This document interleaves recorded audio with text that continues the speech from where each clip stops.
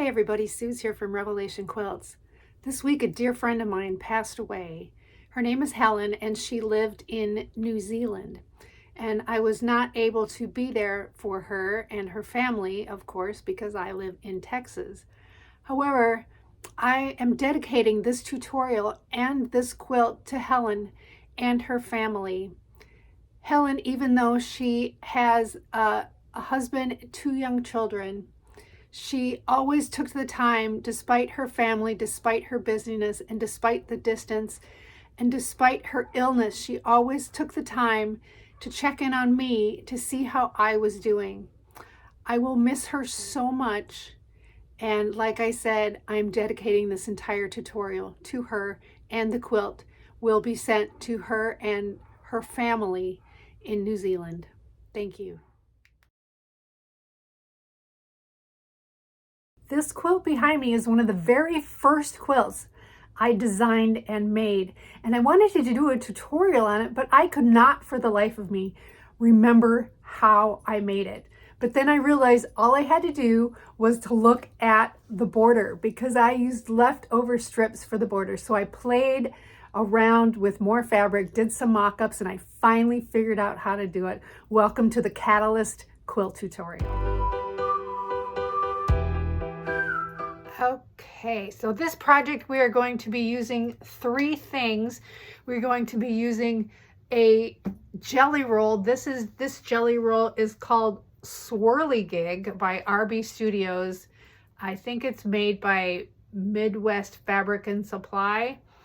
I kind of had to piece together what it was by the selvage letters because I wasn't sure. It's one of the kits that are cut by Jordan Fabrics, so I don't know if it's actually available in a jelly roll, but that's where I got it. The other thing we'll need is a solid jelly roll. I'm using the Kona Cotton Solids.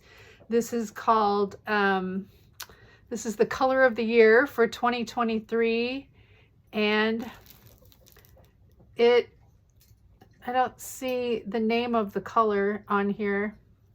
But anyway, it's this really pretty kind of darkish, pinkish, almost red color. I really like it.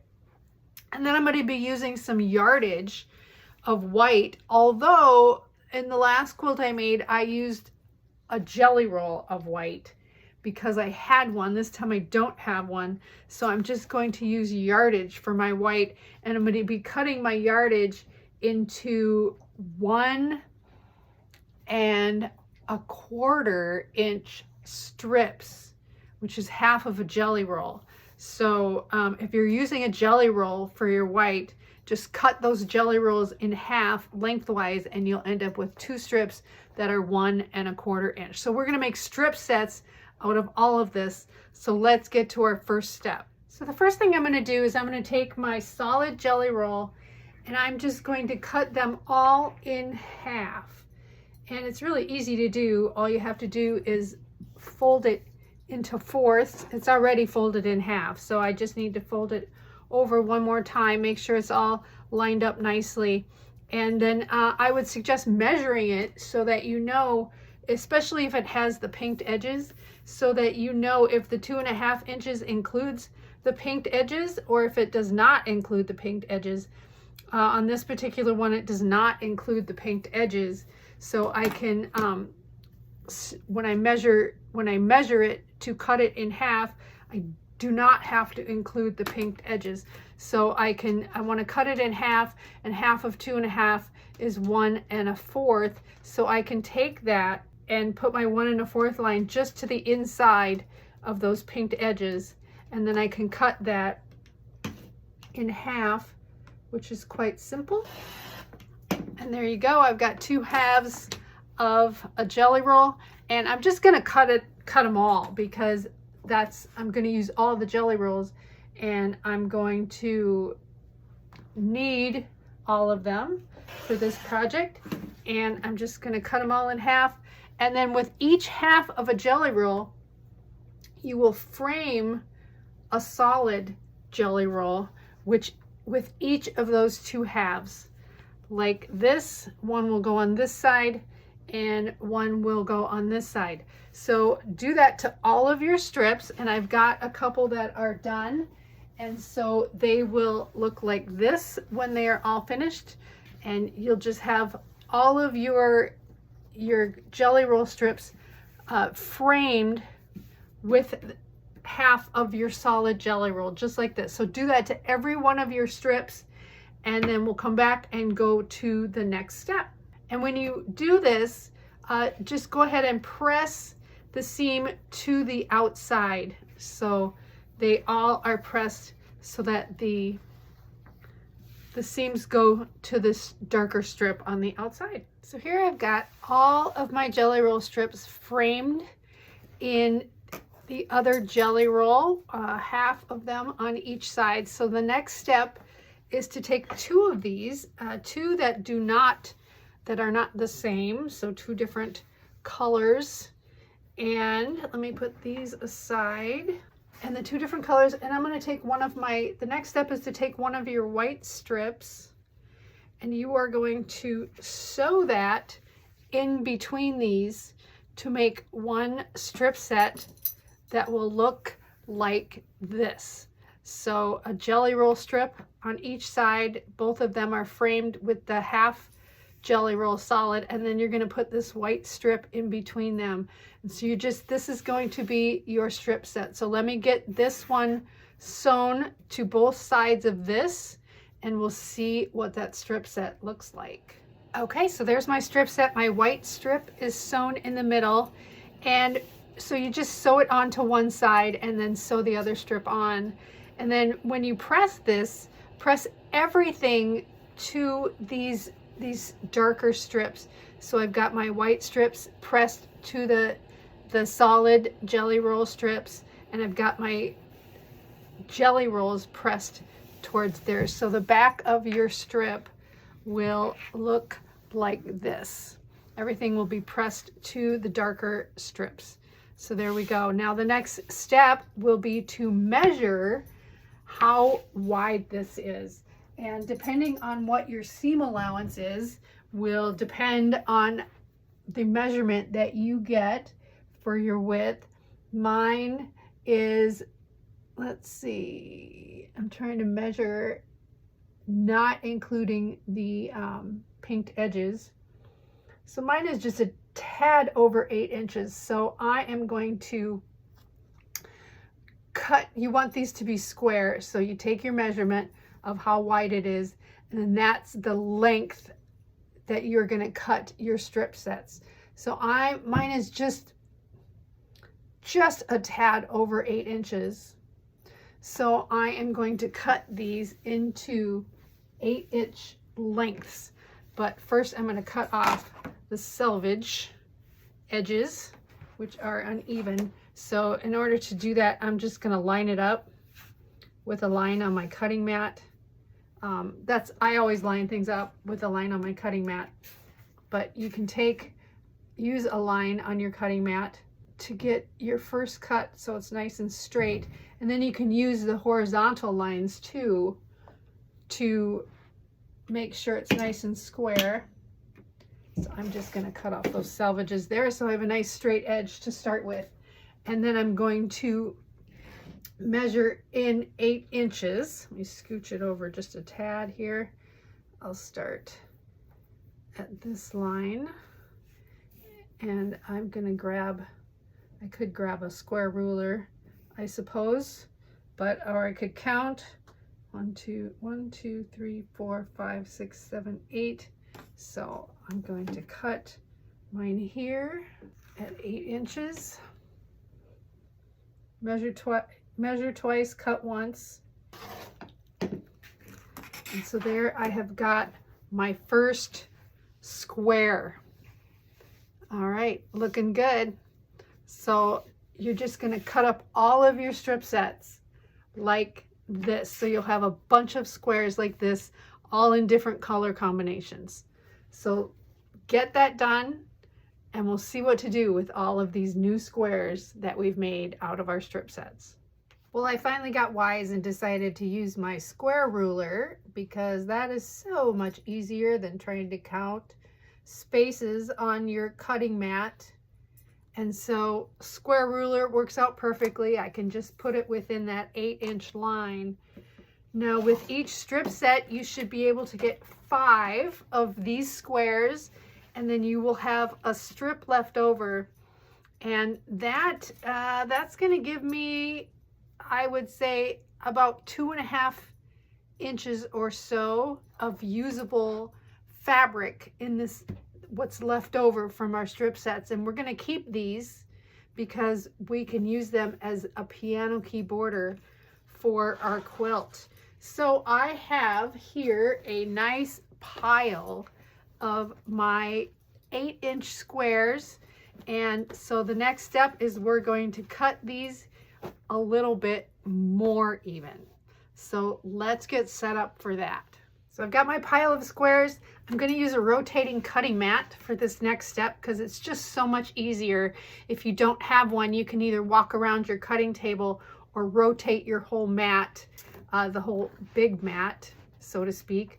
But I'm fortunate that I do have a rotating cutting mat. So we're going to take all of these squares and we're just going to cut them diagonally. So I'm just going to go from corner to corner here, and I'm going to make a cut this way, and then I'm going to turn my cutting mat, and I'm going to make another cut from the opposite corner to the opposite corner, so that I will have made kind of an X with my block.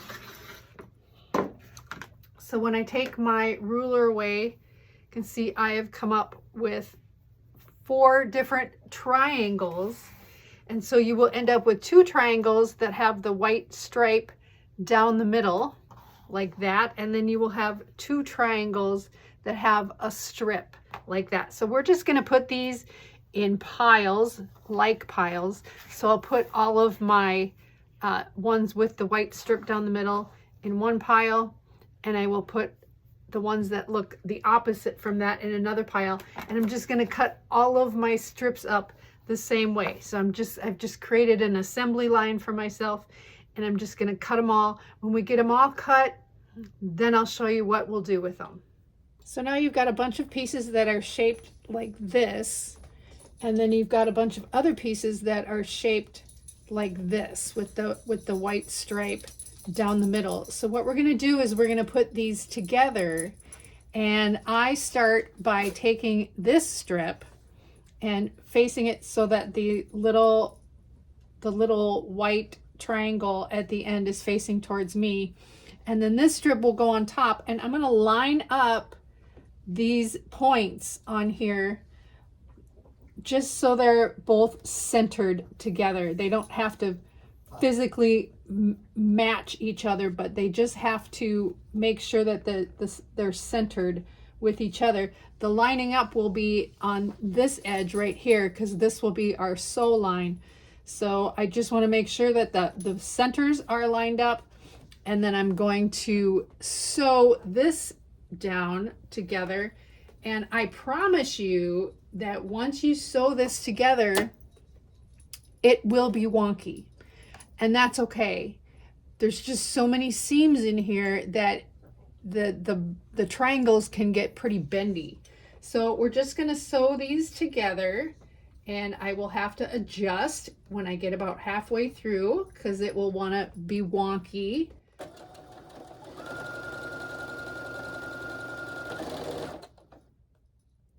And just making sure that it's lined up.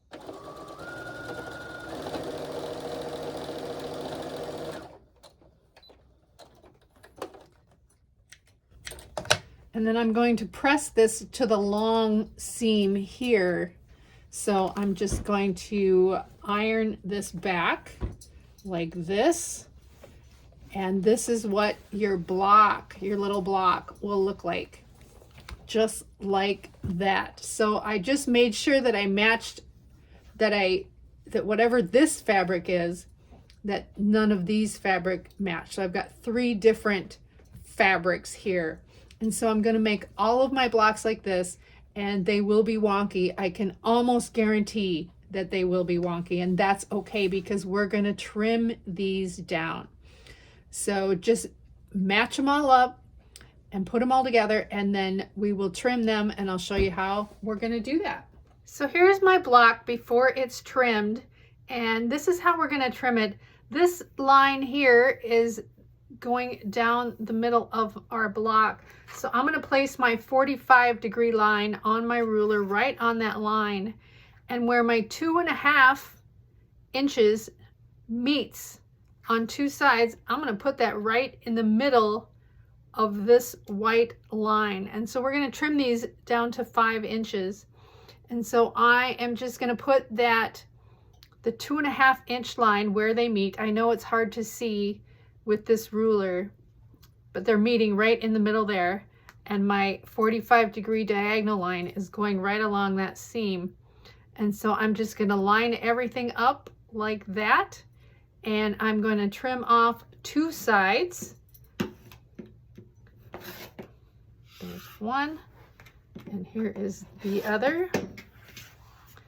And then I'm just going to turn it around and again line that 45-degree line up on that diagonal seam. And this time I can use my 5-inch lines across the side and across 2 sides. There we go. And I'm just going to cut that off. And there is my 5-inch block. Now you'll notice that that little triangle that was on the end has now been cut off. And that's good. That's what we want. In fact, a great rule of thumb for this is to turn this little seam. See, it normally goes like that, but if I turn it this way, then for sure it will get cut off. And I hope this makes sense.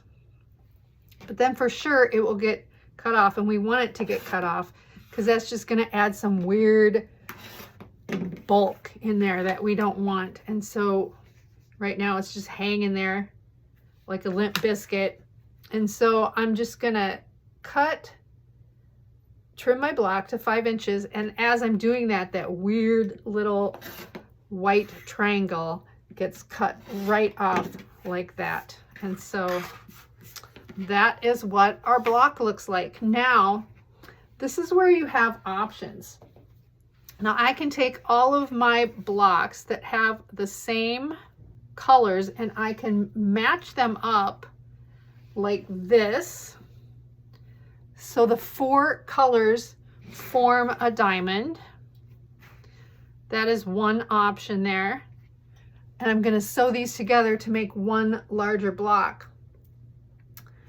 Your other option, which is what I did on my first quilt, is to mix those colors up.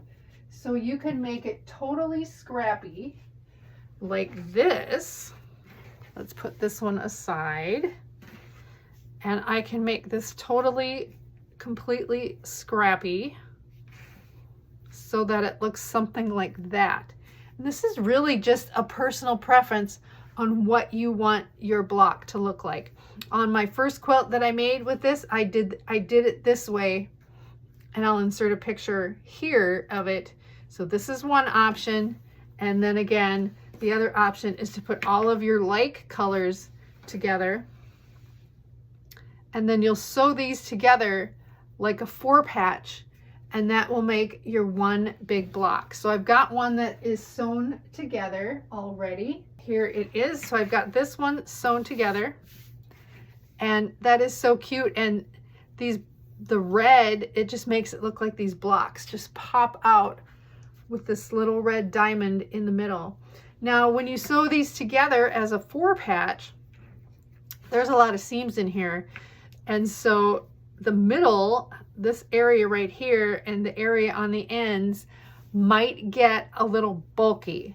So you can either sew them, press your seams to one side like this, or you can press them open like this. So I tried it a couple different ways, and for me, I prefer to press to the side, but you can do it either way that you want.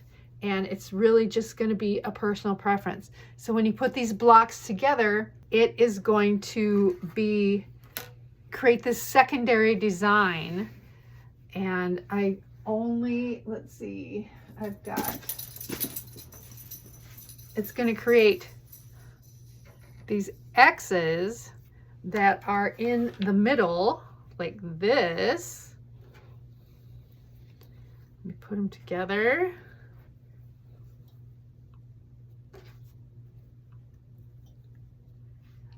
And so you'll get this secondary design with these X's.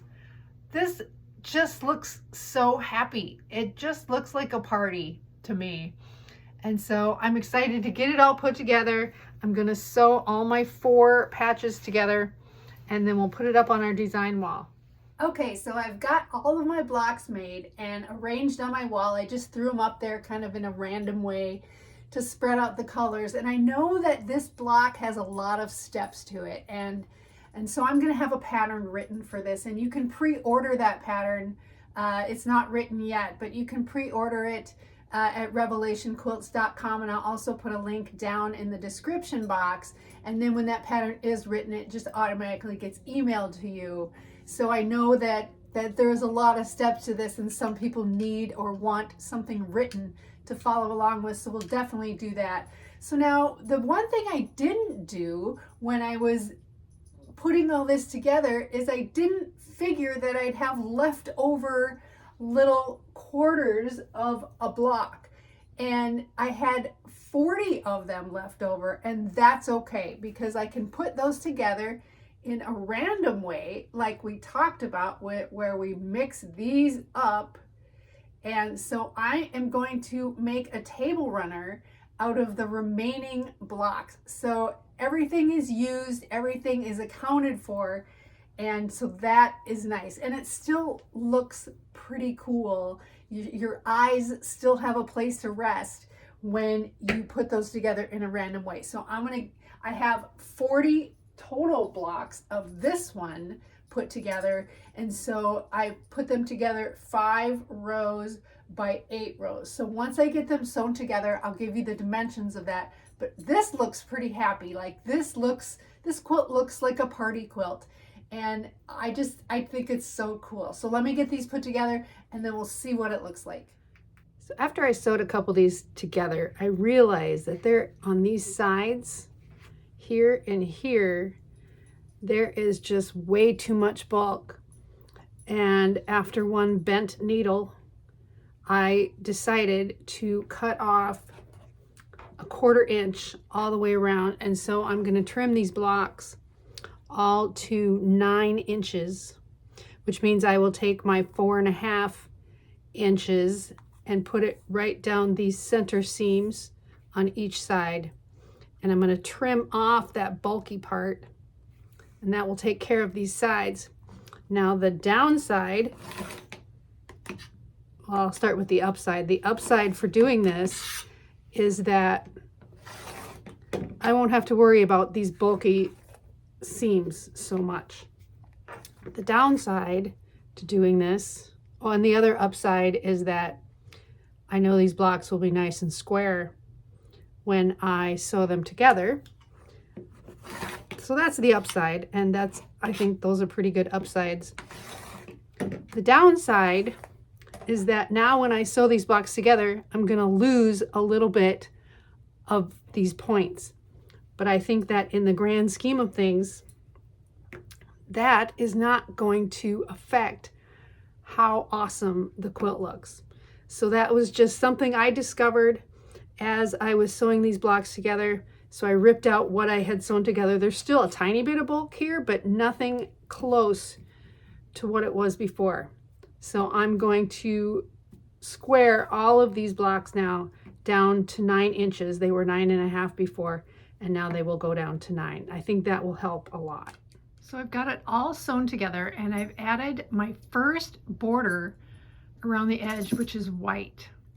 Now you might remember these leftover strip set pieces.